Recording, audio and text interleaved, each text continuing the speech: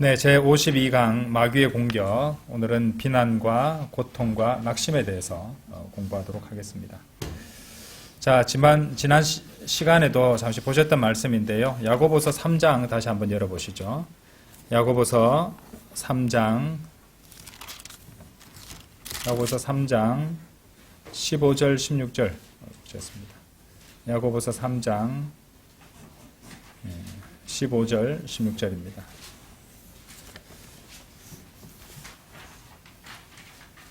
이런 지혜는 위로부터 내려오는 것이 아니요 오히려 땅에 속하고 유격적이며 마귀적인 것이라. 16절 이는 시기와 분쟁이 있는 곳에는 혼란과 온갖 악한 행위가 있기 때문이라. 15절에도 우리가 보셨듯이 유격적이고 마귀적인 것이라는 언급이 나오고 있습니다. 그래서 당연히 이 문맥은 하나님께 속한 것이 아니라 마귀에 관한 것이라는 것을 알 수 있죠. 그래서 16절을 보시면은 시기와 분쟁과 혼란과 온갖 악한 행위가 나온다고 말합니다. 그래서 이제 마귀의 또 공격 양상 중에 하나인 이 비난이 이런 시기와 분쟁과 혼란의 상황 속에서 자연스럽게 나타나게 됩니다. 그러니까 마귀적인 어떤 그런 맥락에서 드러나는 것이 비난이라는 것이죠. 특히 이제 비난과 미움에서 비난이 나오잖아요. 그렇죠? 그래서 비난과 미움은 이렇게 시기와 분쟁과 혼란 이런 상황에서 나타나게 된다는 것이죠. 그래서 마귀는요, 그러한 상황 또 거기서 솟아나는 지난 시간에 배웠죠. 감정이죠. 감정. 마귀에게 속한 감정을 바탕으로 그것을 기반으로 해서 이 비난을 도구로 삼아 성도를 공격할 수 있습니다. 그러니까 마귀는 어떻게 하느냐면요, 여러분의 가장 가까운 배우자라든지 자식이라든지 친구라든지 부모라든지 형제라든지 친척을 이용해서 이러한 공격을 가할 수 있습니다. 다각도로 여러분들을 공격하고 또 반드시 공격할 수 있고 반드시 그렇게 할 겁니다. 아무래도 이제 가족들, 함께 사는 가족들 또 뭐 배우자라든지 자식은요 너무 또 가깝기 때문에 뭐 일반적인 관계에서 하지 않을 이런 말들도 쉽게 할 수 있습니다. 그렇다 보니 마귀는 그런 가까운 관계를 이용할 수 해서 비난을 할 수 있다는 말이죠. 또 마귀는 또한 바이블 빌리버들을 이용해서도 그렇게 할 수 있습니다. 우리가 전부 다 완벽한 사람은 없기 때문에 우리는 마귀한테 뭐 매 순간 기만당할 수 있습니다. 속을 수 있거든요. 그렇기 때문에 영향을 받을 수 있기 때문에 바이블 빌리버들을 이용해서 여러분을 또 비난하게 할 수도 있을 것입니다. 자, 뭐 억울한 비난을 갖다가 듣는다면은 뭐 하나님을 생각하며 그렇게 할 수 있겠지만은 마귀는 합당하고 타당한 반드시 들어도 되는 그런 비난을 이용합니다. 그런 비난은 타당한 비난도 할 수 있잖아요. 그죠? 타당한 비난이 있고 말씀에 비춰봐서 이건 잘못된 것이라고 말할 수 있는데 마귀는 그것도 이용할 수 있다는 거죠. 마귀는 성경 기록도 이용하니까요. 그래서 타당하고 합당한 비난도 마귀는 이용할 수 있습니다. 자, 그래서 마귀가 그런 비난을 이용해서 어떤 목적을 달성하려고 하는가? 간단히 생각하면 그렇습니다. 주님을 위해 살지 못하도록 만들 수 있습니다. 주님께서 원하시는 삶을 살지 못하게 만드는 것이 마귀의 목적이고, 따져보면 모든 것들이 그런 거잖아요. 그죠? 그래서 이 마귀는 비난을 이용해서 그렇게 할 수 있습니다. 그럼 여러분 어떻게 해야 됩니까? 자신을 탓하면서 낙심하고 포기해버릴 겁니까? 그런 사람도 있습니다. 절대로 아니죠. 바울에게서 우리는 배울 점을 하나 발견하게 됩니다. 사도행전 8장 한번 열어보세요. 사도행전 8장.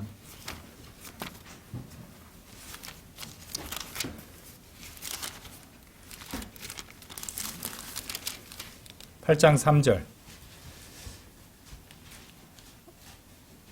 사울로 말하자면 그는 교회를 크게 파괴하였으니 집집마다 침입하여 남자들과 여자들을 끌어내어 그들을 감옥에 넘겼더라. 이제 이름이 악명 높았죠. 사울은 아주 안 좋은 악명이 있었어요. 그래서 구원받고 나서도 공개적으로 처음에는 예루살렘에 오고 그러지 않았습니다.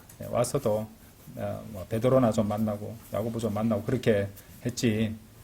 왜냐하면은 이런 이슈가 있었던 거예요. 그래서 본인도 잘 알고 있었겠죠. 예. 그래서 원래 바울은 교회를 박해했던 사람이었고, 또 여기 나오듯이 이 믿는 사람들을 갖다가 감옥에 넘겼던 사람입니다. 그런데 이후에 이 사도 바울이 하는 말을 보면은 한번 생각해 보세요. 이제 구원받고 나서 진리를 확실히 깨닫고 나서 주님께서 계시를 받고 주님을 섬기는 사람이 되고 나서 자신이 이전에 했던 행위를 한번 보세요. 정말로 쥐구멍이라도 찾아 들어가고 싶을 정도로, 아니면 사역 자체를 다 포기할 정도로 엄청난 과오였단 말입니다. 그럼 바울이 다 포기해버렸던가요? 아닙니다. 예, 바울은요, 자신의 과오를 잘 알고 있었고, 그것으로 인해서 신랄한 비난도 들었지만은, 이 자책하고 포기하지 않았습니다. 자책하고 포기하지 않았고, 그런 비난의 화살들을 온전히 인정하고 받으면서 동시에 주님께 감사드리는 계기로 삼았습니다. 이것이 우리가 배울 수 있는 태도라는 거죠. 디모데전서 한번 열어보세요. 디모데전서 1장 12절에서 16절.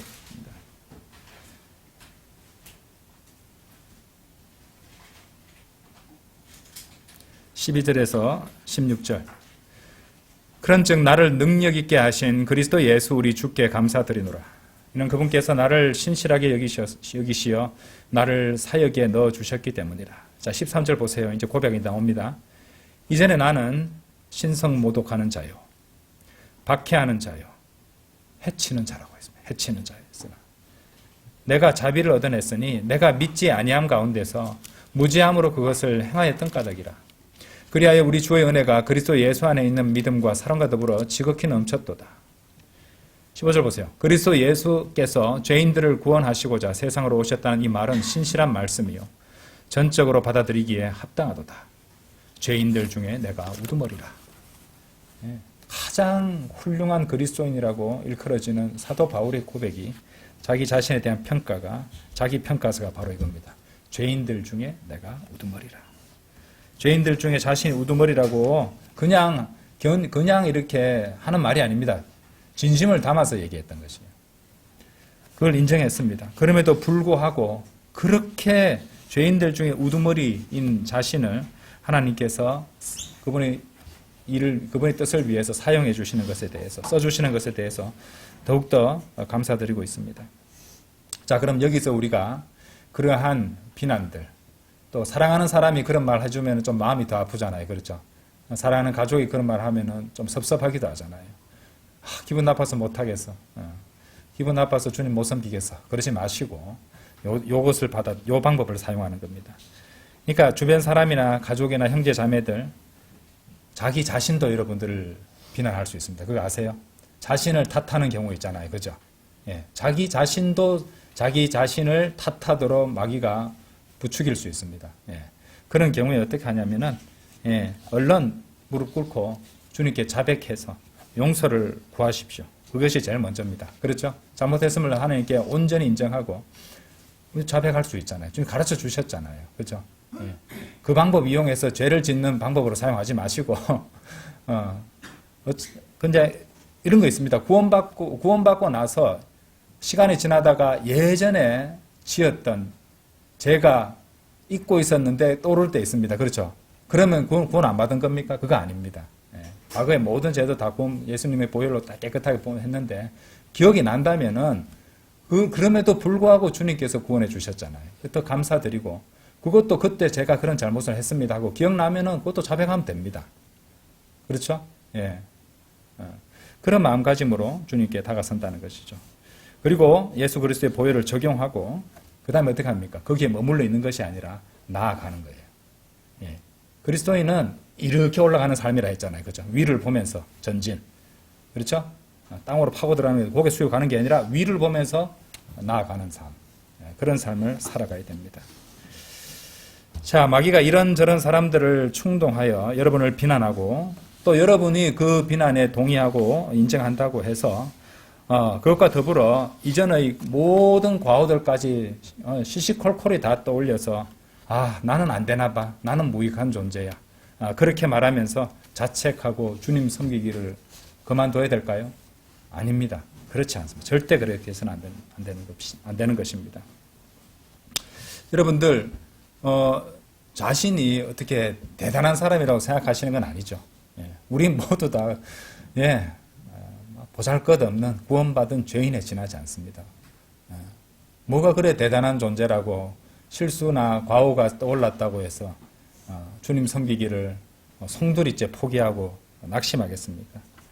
어차피 구원받은 죄인에 지나지 않으니까 그런 비난에 의해서 우리 마음속에 떠오르는 생각이라든지 그런 낙심에 영향받지 말고 회개하고 주님께 용서를 구하고 보혈을 적용하면 됩니다. 그 말씀에 순종하시고 그리고 사도 바울이 그렇게 했던 것처럼 하는 거예요.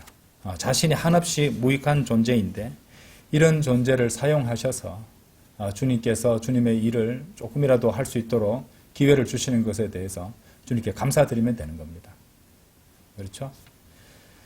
그래서 비난을 공격을 받을 때는 회개하고 하나님께 감사를 드리는 것이 훨씬 더 낫다. 이렇게 간단히 설명을 드릴 수 있겠습니다. 참으로 마귀는요, 여러분을 잘 아는 사람으로 하여금 구체적이고 세부적인 단점과 과오를 지적할 것입니다. 그리고 이런 합법적인 비난들을 특히 우리 바이블 빌리버들에게 가할 것인데요. 그때는 어떻게 해야 되느냐? 가족 간에서도 그럴 수 있습니다. 부부 간에서 얼마든지 나올 수 있는 상황입니다. 자, 제일 먼저 하는 법은 인정하십시오. 맞아. 그거 맞다. 그리고 이제 본인이 더 과오를 더 잘 알잖아요. 그래서 상대방이 비난할 때 상대방이 놓친 부분들을 같이 얘기해 주면 됩니다. 아니 그거보다 더 심해. 이런 부분들도 있지. 하고 인정을 하는 겁니다. 인정하시면 됩니다.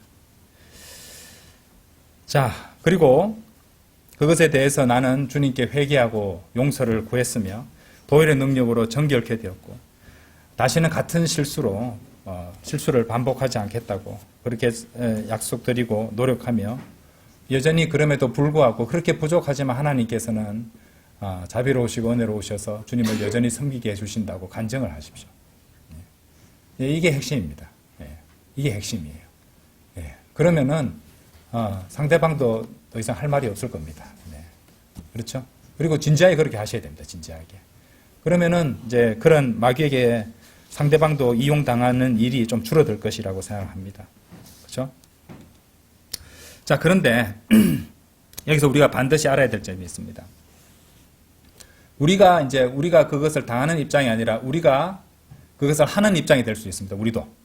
우리도 어느 순간에 보면은 비난을 하는 입장이 될 수 있습니다. 특히 바이블 빌리버들은 비난을 잘합니다. 워낙에 이제 또 아는 것도 많고 나름대로 잘 믿는다고 자부하는 분들이 많아서 비난하기 좋은 그런 생각입니다. 그런데 비난을 할 때 비난하는 쪽에서 가장 범하기 쉬운 실수는 뭐냐면요, 자신을 보지 않는다는 데 있어요.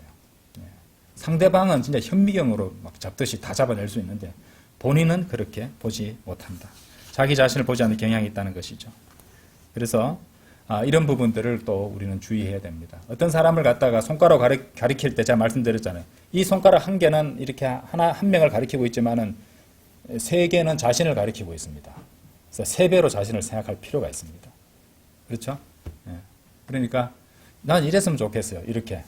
하나님께서 보고 계신다는 걸 한번 생각을 하고 비난하려고 할 때 나는 세 배로 한번 더 생각해보고 그게 필요할 것 같습니다. 그렇죠?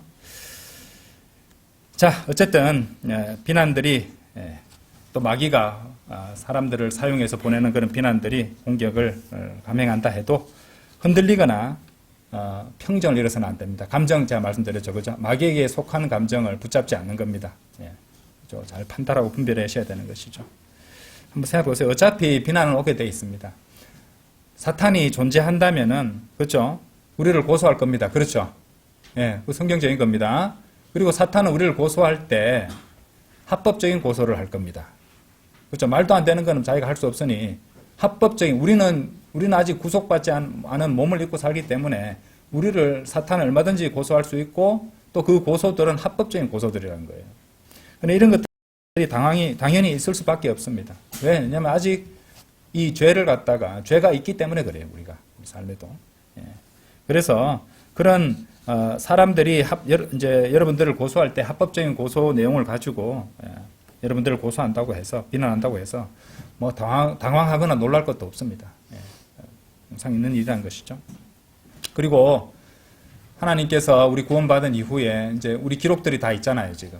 거기 얼마나 많겠습니까? 한번 생각해 보세요. 미리 한번 중간 결산을 해봐도 다 보일 건데 너무도 많을 것입니다. 그래서 그런 비난이 오면은 어차피 내한테 기록된 그런 비난 사항들이 너무도 많은데 사실 그것보다 더 적게 내한테 오는 겁니다. 안 그래요? 그렇잖아요. 그러니까 그거 가지고 막 같이 감히 내한테 아니면 어떻게 그런 말을 이렇게 할 게 아니라 인정을 하고 사실 그보다 더 많은데 이제 하나님께서 신호를 주시는구나. 바로 잡혀야겠다. 주님께 자백하고 또 그럼에도 불구하고 다시 일어서게 되면은 주님께서 또 그분의 일에 넣어주시고 사용해 주시면 감사드리고 이렇게 하는 것이 필요하다는 것이죠. 그래서 여러분들 이거 잘 기억하십시오. 우리 바이블 빌리버들은 어찌 보면 비난을 견딜지 못하는 경우가 많습니다. 그런데 그것이 그만큼 자기가 높아져 있기 때문에 대단한 사람이라 생각하니까 감정적으로 그걸 받아들이기 힘든 경우도 많을 것이에요. 근데 자신을 한번 잘 보시면은 그냥 인정하는 편이. 그렇다고 제가 이제 말씀드리는 것이 불의에 비진리에 굴복하라는 건 아닙니다. 그렇죠? 그건 아니잖아요. 우리 자신에 있어서 우리 자신의 과오들에 있어서는 겸손하게 대처하고 그러면은 오히려 감정적으로 우리가 잘 슬기롭게 극복할 수 있다. 주님께 회개하고 인정하는 그런 계기를 삼고 그 사람한테도 인정해 주면 된다는 것이죠. 그리고 그 모든 것들을 통해서 하나님께 감사드리고 그 다음에 머무는 것이 아니라 나아가는 것. move on. 그죠? 나아가는 겁니다. 머물러 있을 것이 아니라. 자, 13번째 마귀가 사용하는 도구는요. 고통입니다. 고통. 고린도 후서 12장 7절 우리 저번에 공부한 적도 있습니다. 고린도 후서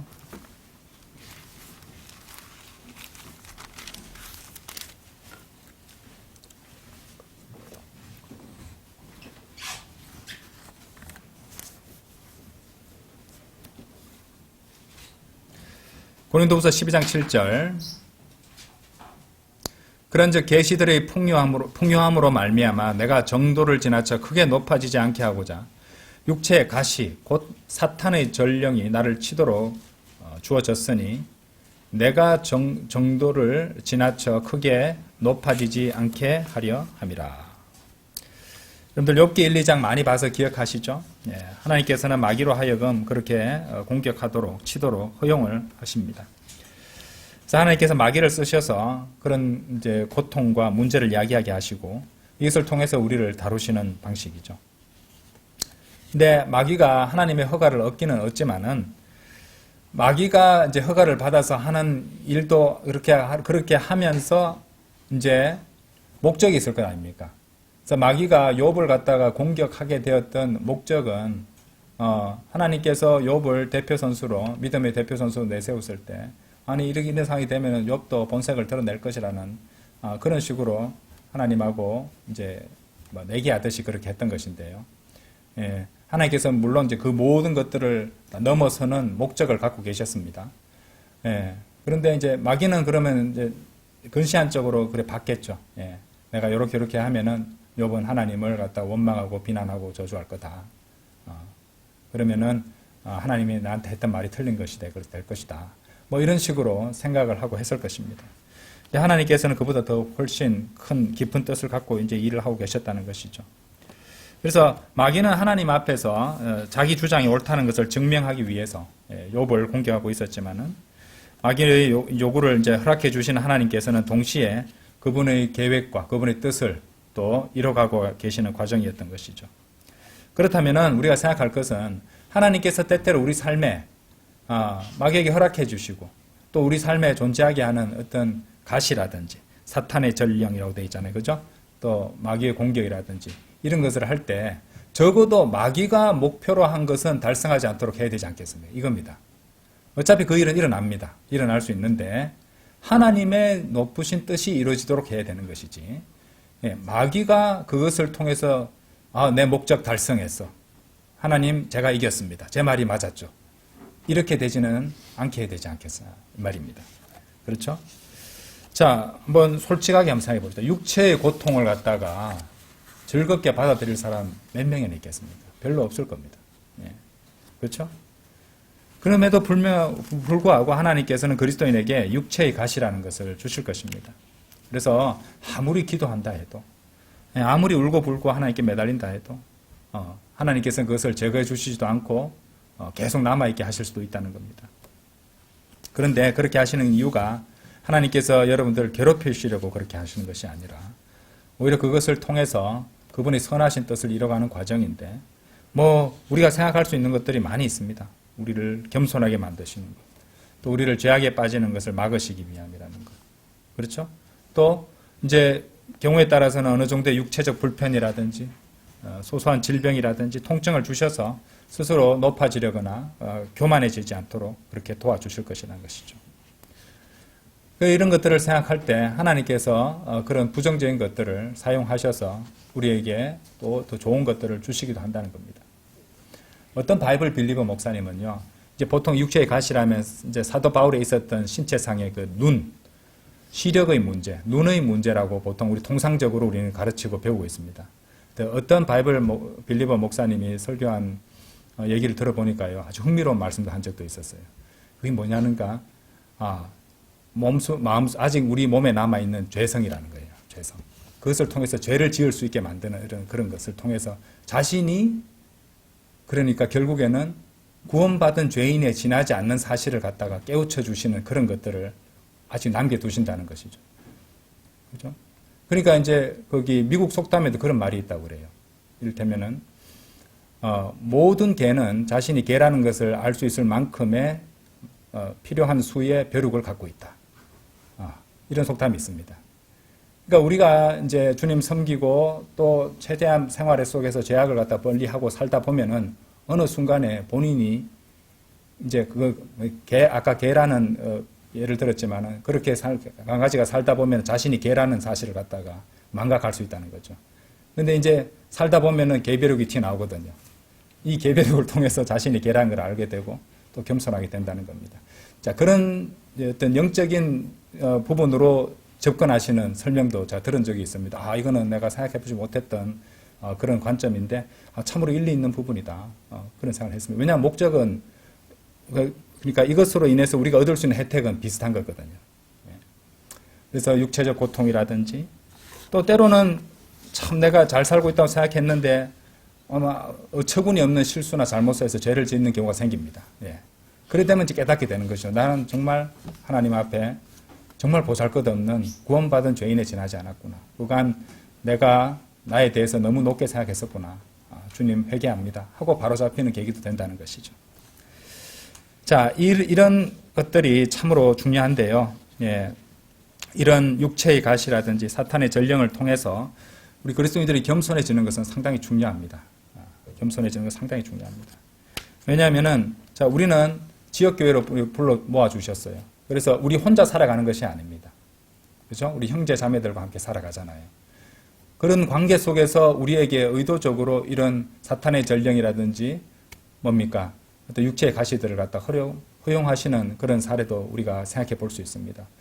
왜냐하면요, 만약에 자신이 육체의 가시라든지 하나님께서 보내시는 사탄의 전령으로 힘든 상황을 갖다가 겪고 겸손해지게 되면은 이제 특히나 그렇게 이제 기세등등하고 자신만만하던 사람도 사람들을 대할 때 어떻게 됩니까? 좀 겸손한 태도로 되어지기 마련이거든요. 이 육체에 좀 고통이 있고 힘들기 때문에 말입니다. 그래서 이런 것들이 왜 필요하냐면은요, 빌립보서 2장 3절 한번 열어보세요. 이렇게 한번 연결해서 생각해 봅시다. 자, 하나님께서 가시를 주시고 고통을 주실 수 있는데 이런 고통을 주심으로 어떤 긍정적인 결과가 나올 수 있느냐. 빌립보서 2장 3절 한번 보세요. 자, 이 빌립보서 2장 3절은요, 좀 전에 우리가 처음으로 보셨던 비난하고 연결됩니다. 비난과 지금 보고 있는 고통을 갖다 아울러서 담고 있는 말씀이라고 저한테는 굉장히 특별한 말씀으로 보였어요.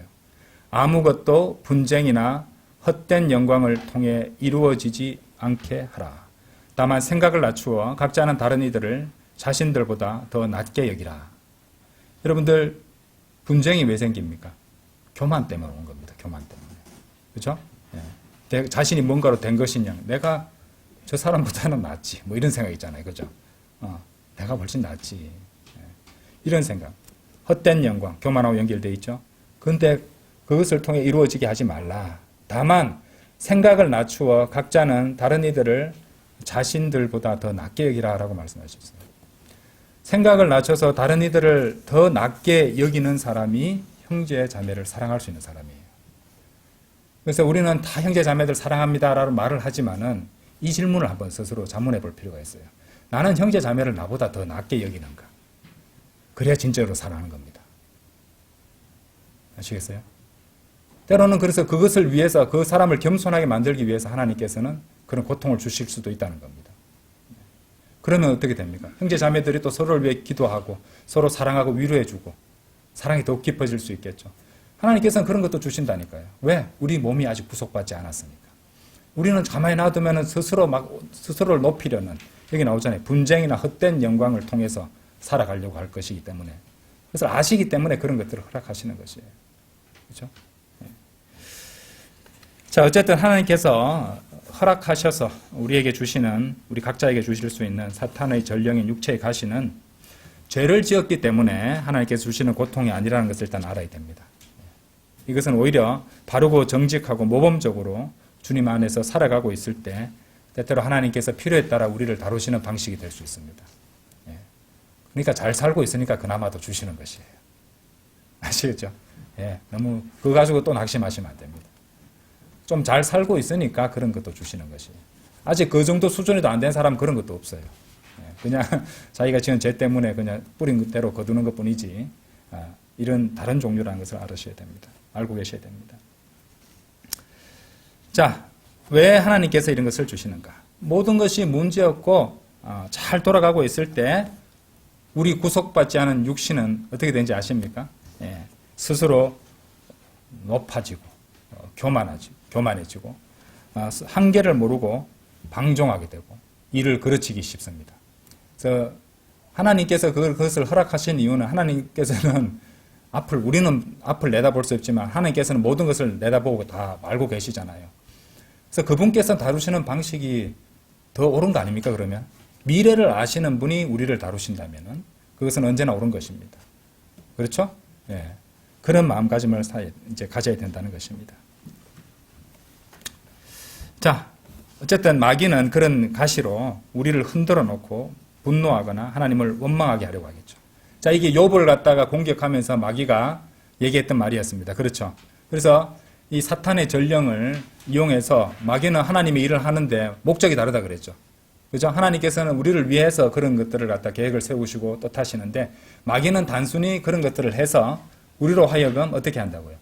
하나님 원망하고 더욱더 이제 분노하거나 우리를 막 더 이렇게 평정을 이루지 못하고 막 심정적으로 불안전한 상태가 되거나 이런 식으로 몰고 가려고 할 겁니다. 그런데 아까도 처음에도 말씀드렸죠. 그런 마귀의 목적을 달성하도록 마귀한테 손을 들어주면 안 됩니다. 아시겠죠? 하나님의 모든 것을 주관하시고 모든 것을 아시는 가장 현명하시고 가장 지혜로우신 하나님께서 이렇게 하셨다면 하나님을 믿고 묵묵하게 나아가는 것이고 나한테 잘못된 거 있으면 빨리 자백해야 되는 것이고 바로 잡아야 되는 것이고 그렇죠? 생각을 갖다가 항상 하나님의 말씀을 통해서 생각 자체를 갖다가 이 성경적이고 영적인 생각 회로로 계속 돌아가도록 훈련을 하셔야 돼요. 안 그러면은 또 육체적인 생각으로 넘어갑니다. 육신적인 생각으로 넘어가 버리게 되면은 이제 분노, 원망, 이런 분쟁 이런 것들로 연결될 수밖에 없습니다. 하나님께서는 마귀는 그런 어떤 악한 하나님을 원망하게 하고 하나님께 분노하게 만드는 목적을 가지고 그렇게 일하고 있지만 하나님께서는 우리를 사랑하셔서 우리에게 가시를 육체의 가시를 주셔서 그것을 통해서 우리에게 있는 불필요한 것들을 제거하시고 계시는구나. 그것을 통해서 영적인 성장을 이루어가게 하시는구나. 그것을 통해서 더 많은 열매가 맺히게 하시고 또 더 많은 보상을 주시게 하기 위한 계기로 삼으시는구나. 이렇게 생각할 수 있어야 되겠습니다. 이것이 성숙한 그리스도인의 사고방식이에요. 자, 14번째 사탄의 도구는요, 낙심입니다. 이 낙심에 대해서 우리는 제대로 공부를 해야 됩니다. 먼저 우리가 낙심에 대해서 알아야 될 것은요, 낙심은 전염성이 강해요. 낙담, 낙심은 전염성이 강합니다. 특히 전쟁 중에 군인들에게 있어서 낙심, 낙담은 사기 저하를 야기해서 패배와 죽음으로 이어질 가능성을 높일 것입니다. 예. 그렇죠? 어떤 소문이, 잘못된 소문이 퍼져버리면요, 그 용맹한 군사들의 사기가 땅에 떨어져 버리고 조금만 무슨 신호가 나도 그냥 다 도망가려고 할 겁니다. 자, 그래서 이 낙심은 우리가 그리스도인이 참으로 경계해야 될 그런 것이 된다는 것이죠. 그리고 낙심은 어디에나 생겨납니다. 어떤 상황에서 생겨날 수 있습니다. 누구에게나 찾아올 수 있어요. 많은 진리를 알고 잘 섬긴다고 자부하는 바이블 빌리버 지역교회 내에서도 얼마든지 낙심은 생길 수 있습니다. 여러 가지 갈등과 분쟁과 이런 안 좋은 일들이 생겨나서 목자나 성도들 모두가 낙심하게 되는 그런 상황도 생길 수 있습니다. 또 이제 우리가 지금 섬기고 있는 지역인 경주도 그렇겠지만은, 예, 하나님을 두려워하지 않는 사람들이 절대 다수인 지역에서 주님을 섬기며 살아갈 때는 뭐 여러 가지 반대라든지 아니면은 무관심, 무반응 이런 것들이 올 때 또 낙심하기가 쉽습니다. 그렇기 때문에 우리는 알아야 될 것이 낙심이야말로 사탄의 가장 강력한 공격 무기 가운데 하나라는 것을 아셔야 됩니다. 자, 원래 이제 강건한 그리스도인의 자세는요, 사무엘기하 10장 12절에 나오듯이 거기 요압의 말처럼 훌륭한 용기를 내고 남자들답게 행동하는 겁니다. 훌륭한 용기를 내고 남자들답게 행동하는 것입니다. 하지만 많은 그리스도인들이 실제로는 낙심과 절망으로 주저앉고 싶을 때를 경험하고 있는 것도 사실입니다. 마음이 그래 무너지다 보니요, 몸도 천근만근이 됩니다.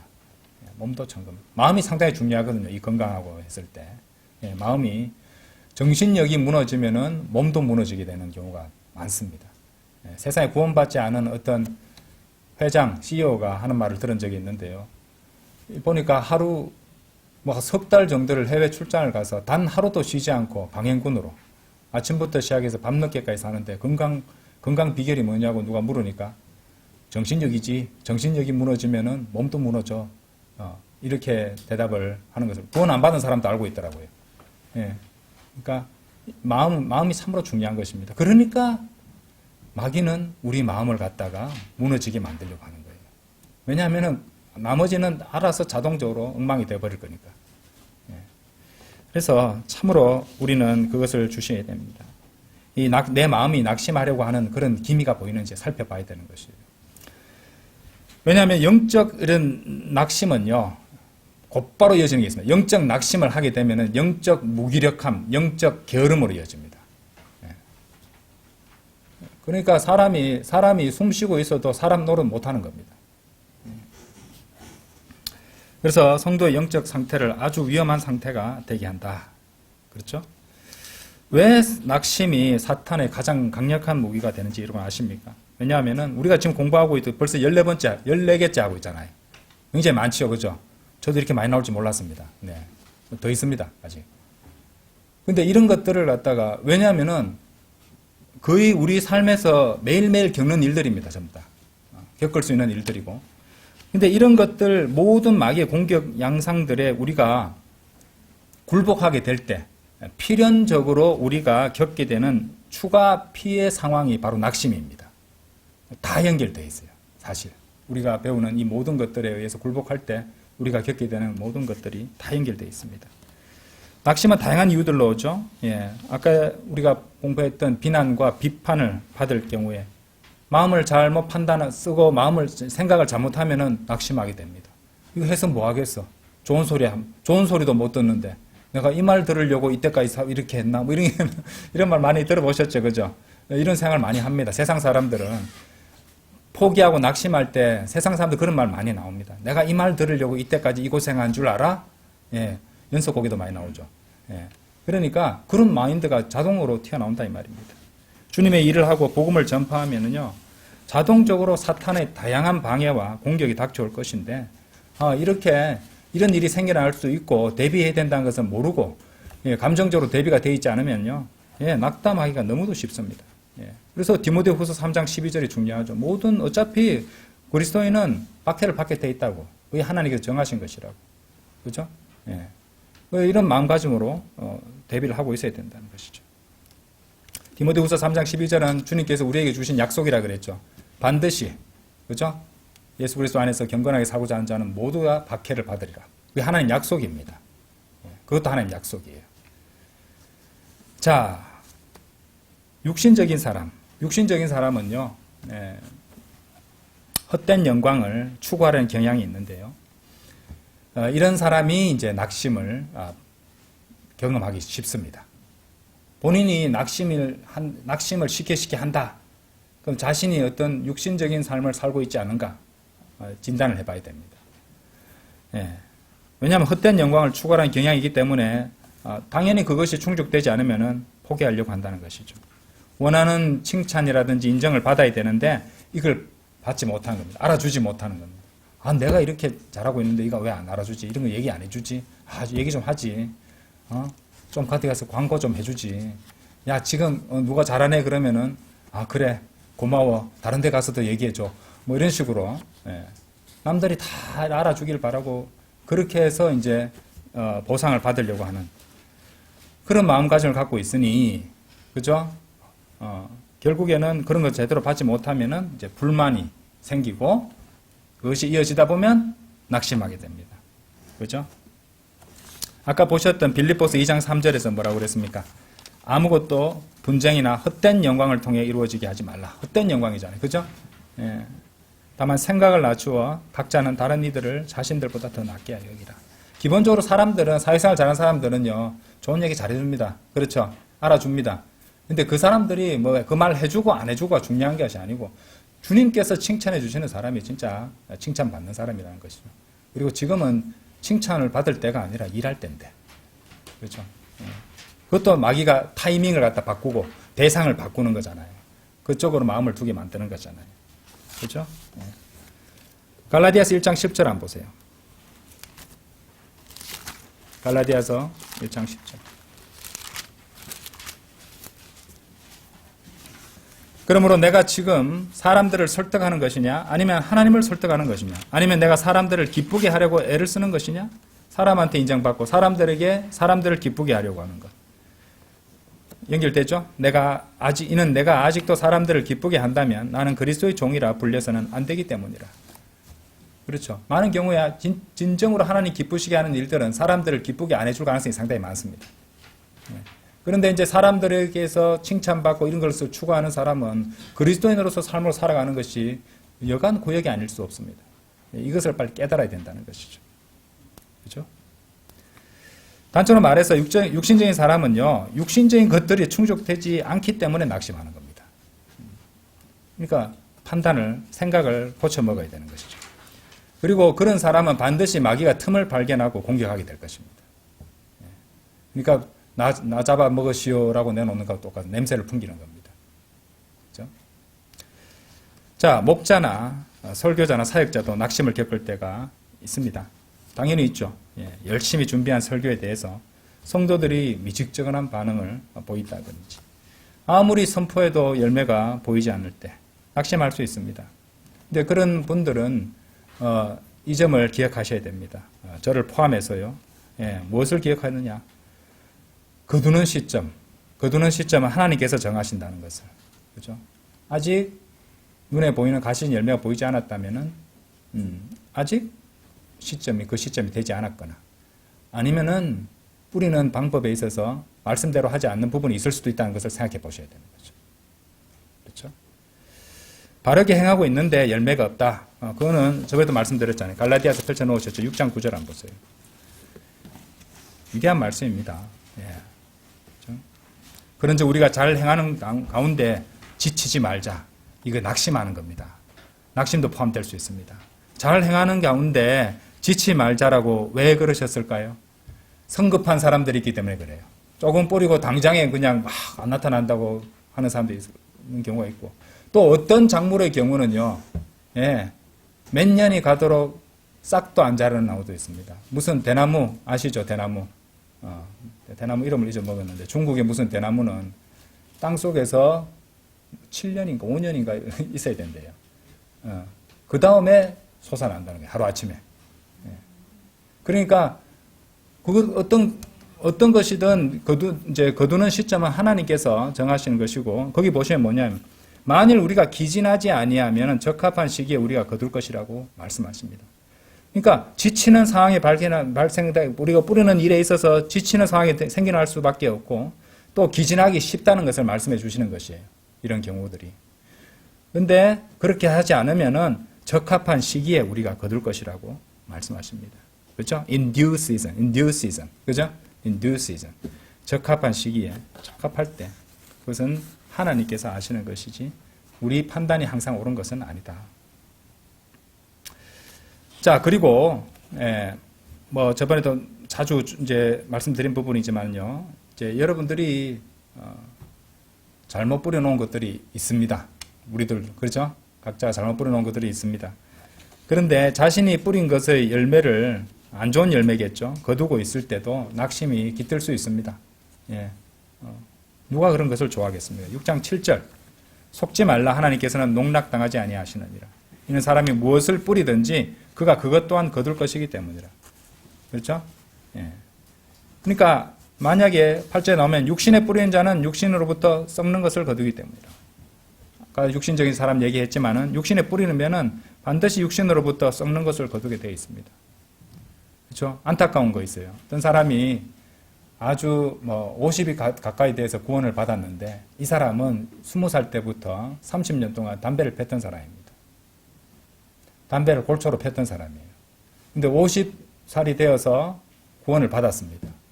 그래서 참으로 그때부터 담배를 끊고 주님을 위해 잘 섬기게 살아가는데 이 사람에게 폐암이 찾아왔어요. 하나님께서 의롭지 않으신 겁니까? 아닙니다. 이 사람은 20살 때부터 50살이 될 때까지 뿌린 것이 있었습니다.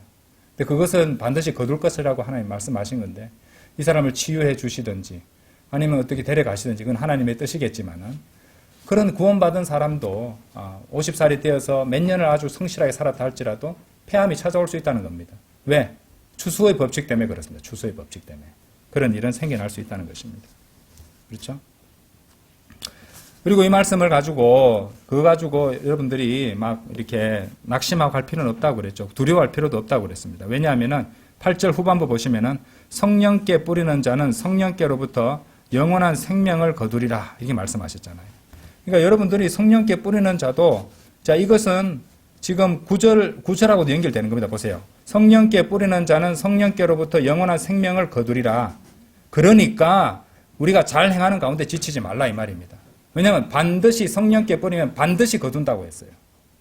반드시 거두기 때문에 그 8절 후반부와 9절을 연결해서 생각해 보십시오. 적합한 시기에 성령께 뿌리면 적합한 시기에 거둔다는 겁니다.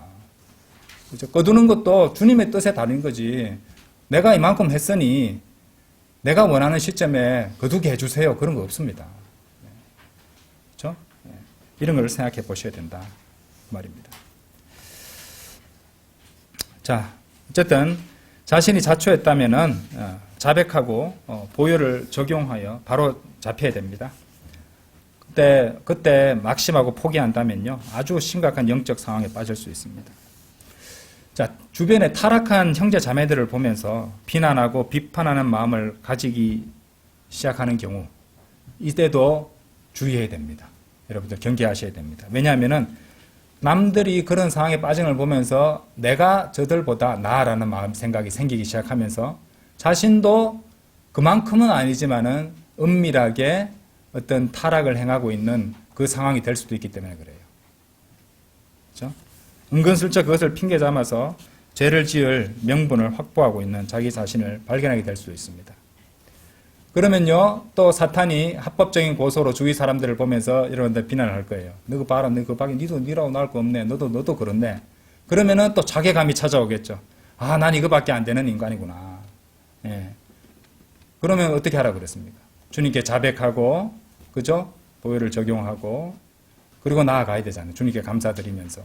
그런데 거기서 주저앉아 버리고, 그걸 핑계로 애당초 더 주님 섬기는 것이 귀찮고 싫은데 그것을 핑계로 또 안 하는 경우가 생길 수도 있을 겁니다. 마음을 잘 살펴보세요. 인간의 마음이 참으로 간사합니다, 여러분들. 예. 자, 그렇기 때문에 여러분들 주변에 그리고 우리 형제 자매들을 보실 때 실족하거나 또는 안 좋은 상황을 겪고 있는 형제 자매들 보면요, 너무 이렇게 함부로 경솔하게 판단하지 마십시오. 결코 함부로 경솔하게 판단하지 마십시오. 오히려 어떻게 해야 된다? 주님께서 어떻게 하면 기뻐해 주실까요? 그 지체들을 위해서 기도해 주십시오. 진지하게. 그게 필요한 겁니다. 그게 주님께서 기뻐하시는 겁니다. 내 저럴 줄 알았다. 그거 아니죠. 그죠? 네. 자, 다음 시간에 공부할 어떤 질병이나 앞서서 공부했던 죽음도 성도의 마음에 낙심을 차야들게 할 수 있습니다. 낙심의 그림자를 드리울 수 있습니다. 질병이나 죽음. 특히 몸이 아플 때 낙심되죠. 누구나 그렇습니다. 심각한 질병을 겪고 있는 상황에 대해서 제가 함부로 말씀을 드릴 수는 없겠지만은 다만 자신을 따르라고 권면했던 이 사도 바울을 한번 떠올리시면 좋을 것 같습니다. 위로를 받을 수 있을 것 같아요. 왜냐하면은 사도 바울은 우리가 확실히 알 수 있는 것이 몸에 병이 있었습니다. 그래서 의사 누가를 항상 대동하고 다녔던 것이에요. 하나님께서 붙여주셨던 동역자이자 의사를 붙여주셨는데 한번 생각해 보세요. 주님, 저 눈도 좀 잘 보이게 하고 몸도 안 아프게 건강하게 해주세요. 그러면 제가 복음도 더 전하고 더 잘 가르치고 더 지역교회들을 더 많이 순회하고 더 힘을 복돋아주고 그러면 주님께 더 좋은 일이 아닙니까? 근데 하나님께서 그렇게 해주셨어요? 안 해주셨어요. 왜 그럴까요?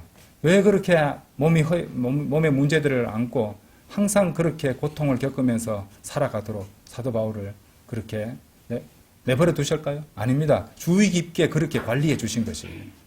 안 그러면 교만해지니까. 네. 그렇죠? 한번 생각해 보시기 바랍니다. 그래서 그런 사도 바울, 육체의 가시와 고통에도 불구하고 그로 인해서 뭐가 더 커졌겠습니까? 더욱더 인내하게 되었겠죠. 예, 더욱더 주님을 의지하게 되었겠죠. 그런 상황에서도 계속 주님을 섬길 수 있게 해주신 것에 대해서 더욱더 감사하게 되었을 것입니다. 그래서 인내와 감사, 그렇죠? 그리고 용기. 그래서 그것이 있었기 때문에 저는 그렇게 믿습니다. 그렇게 해주셨기 때문에 믿음의 경주를 완주할 수 있었을 것이에요. 사도 바울이. 사도 바울이요, 건강한 몸, 잘 보이는 눈, 넘치는 스태미나 이런 것이 있었다면 믿음의 경주를 완주하지 못했을 수도 있다고 생각합니다. 왜냐하면 사도 바울에 그것이 필요했기 때문에 하나님께서 그것을 다 주셨다는 것입니다. 그렇죠? 자, 그렇다면 여러분들이 육신이 고달프고 힘들고 고통스럽고 그래서 낙심하고 싶다면요, 바울의 인내와 감사를 한번 성경 말씀 읽으면서 한번 추적해 보십시오. 그러면 여러분들도 큰 위로를 받을 수 있을 것이라고 생각합니다. 자, 때때로 사탄은요, 이것은 아주 좀 이렇게 특별하고 극단적인 상황이 될 수 있는데, 사탄은 직접 한 사람의 성도를 공격하고, 한 사람을 타겟으로 삼아서 직접 공격하고 밀어붙일 수 있습니다. 예, 이런 특별한 공격도 있을 수 있어요. 그래서 완전히 낙담하게 만들기도 합니다. 자, 그것을 갖다가 우리 누구에 의해서 보냐면, 베드로의 경우에서 볼 수 있어요.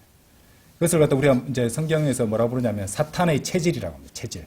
채를 치는, 또 이제 이전 성경에서 키질이라고 했는데 채를 치는 거니까 체질이라고 합니다. 체질.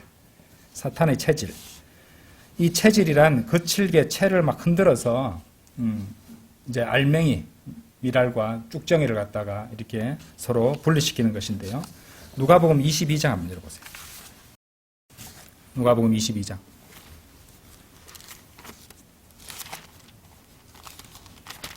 누가복음 22장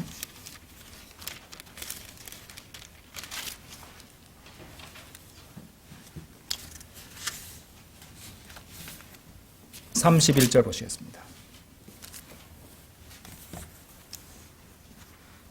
그리고 주께서 이같이 말씀하셨느라 시몬아 시몬아 보라 사탄이 너희를 차지하기를 갈망하였으니 그가 밀처럼 너희를 체질하는 것이라. 그렇죠? 사탄이 주님의 제자들이잖아요. 너희를 차지하길 뺏어가려고 차지하길 갈망하였으니 그가 밀처럼 너희를 체질하는 것이라.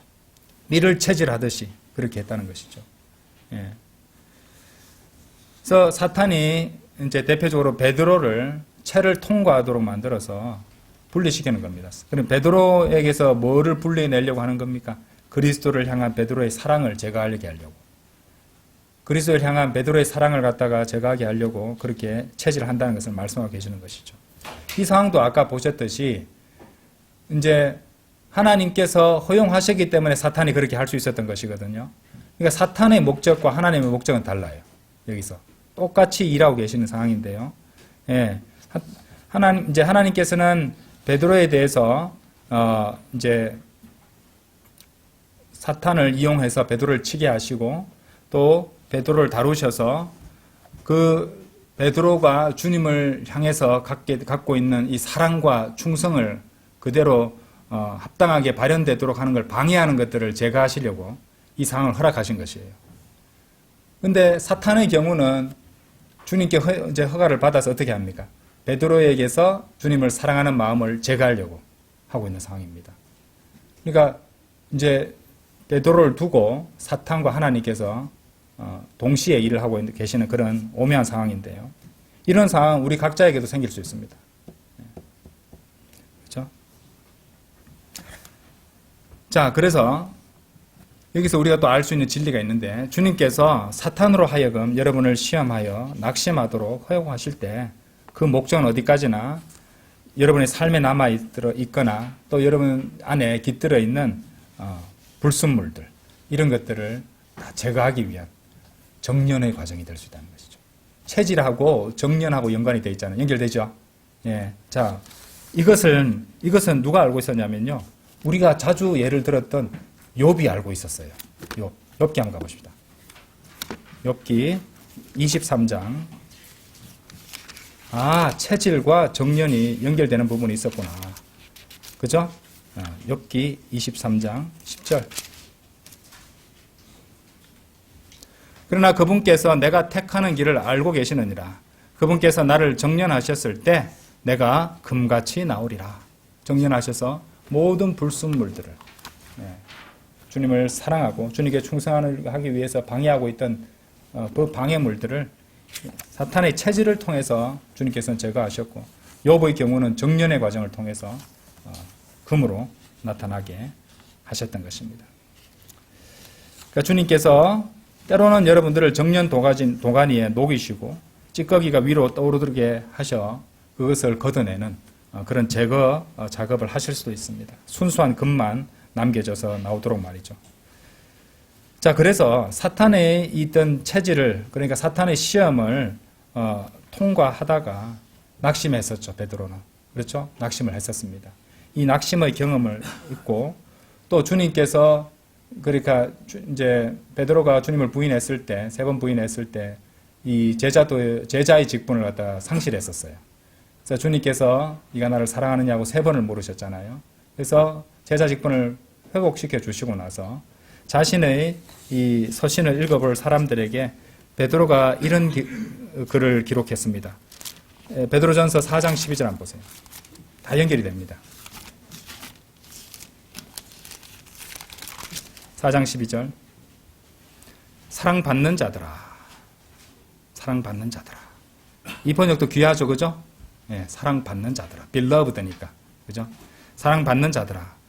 너희를 정련하기 위한 불의 시련에 관하여는 마치 어떤 이상한 일이 너희에게 일어났다는 듯이 그것을 이상하게 생각하지 말라. 오히려 너희가 그리스도의 순환들의 동참자들이 되었다는 점에서 크게 기뻐하라. 이는 그분의 영광이 드러날 때 너희 또한 지극히 즐거워함으로 반가워하게 하려는 것이라. 그렇죠?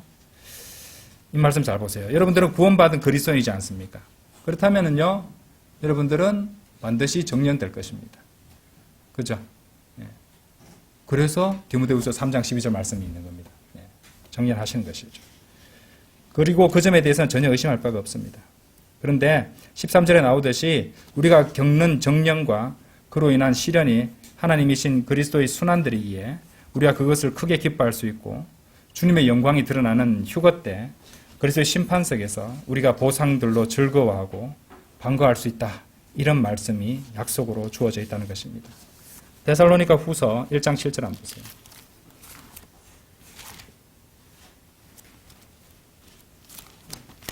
데살로니가 후서 1장 7절.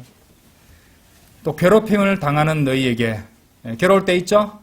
괴롭힘을 당하는 너희에게 우리와 더불어 안식으로 갚아주시는 것도 하나님께는 의로운 일이므로 주 예수께서 그분의 막강한 천사들과 함께 하늘에서부터 나타나 보이실 때, 이런 말씀이 나와 있습니다. 하나님을 모르는 자들과 우리 주 예수 그리스도의 복음에 순종하지 않는 자들에게 맹렬한 불 속에서 복수하시리라. 야고보서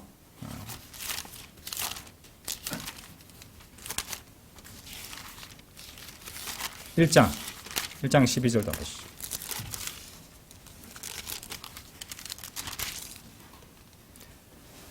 시험을 견디는 사람은 복되도다. 인내하라는 겁니다. 이는 그가 시련을 받은 후에 주께서 그분을 사랑하는 자들에게 약속하신 생명의 왕관을 그가 받을 것이기 때문이라. 약속을 해주셨다는 것입니다.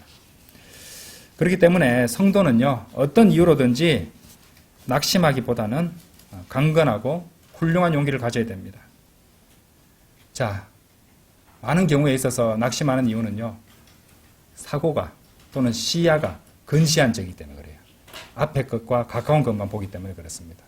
우리는 영적으로 봐야 돼요. 영적으로 멀리 내다보고 있어야 돼요. 멀리. 넓은 시야로 멀리 내다보고 있어야 됩니다. 이제 우리가 받은 약속들, 장차 이루어질 일들, 이런 것들을 바라고 보고 있어야 되지, 눈앞의 것들만 보면서 원망하고 슬퍼하고 낙심하고 그래서는 안 된다는 것입니다. 그렇죠? 주님께서는요, 우리 모두에게 이런 약속을 주셨어요. 여호수아기 1장 9절 보십시오. 여호수아기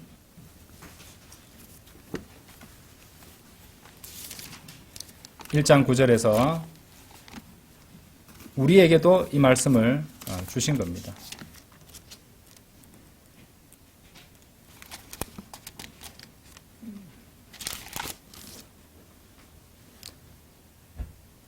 내가 너희에게 명령하지 아니하였느냐? 강건하고 훌륭한 용기를 내라. 너는 무서워하지 말고 좌절하지도 말라. 낙심하지도 말란 말입니다. 이는 네가 어디로 가든지 주 너의 하나님께서 너와 함께 하시기 때문이라. 이 말씀 우리에게 주신 말씀입니다. 이 구약 말씀이지만 신약 성도한테 그대로 전할 수 있어요. 우리는 우리 안에 주님을 갖다 모시고 살고 있잖아요. 낙심하는 그 순간에도 주님은 안에서 신음하고 계십니다. 그렇죠? 그러니까 이 말씀 늘 기억하시고 사탄의 대표적인 공격 무기 가운데 하나인 낙심에 지지 않도록 하십시다. 다 같이 기도드리겠습니다.